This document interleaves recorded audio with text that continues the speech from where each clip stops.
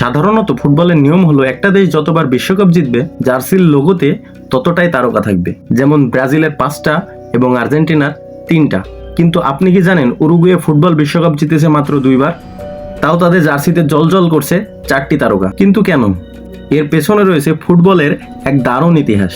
Uruguay official FIFA বিশ্বকাপ জিতেছে 1930 এবং 1950 সালে। এই 2 জয়ের জন্য পাওয়ার কথা 2টা স্টার। বাকি 2টা স্টারের রহস্য লুকিয়ে আছে অলিম্পিকে।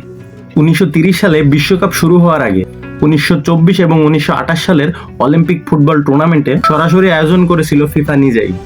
তখন অলিম্পিক ফুটবলকে ধরা হতো বিশ্বের সেরা ফুটবল টুর্নামেন্ট। আর উরুগুয়ে ওই 2টি অলিম্পিকেই স্বর্ণ পদক জিতেছে। আর ফিফা পরবর্তীতে উরুগুয়ের এই দাবিকে অফিসিয়াল বিশ্ব চ্যাম্পিয়ন হিসেবে স্বীকৃতি দেয়।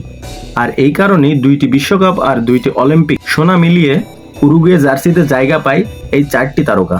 ফুটবলের এই অজানা রহস্য জানতে আপনাদের কেমন লাগলো অবশ্যই কমেন্টে জানিয়ে যাবেন।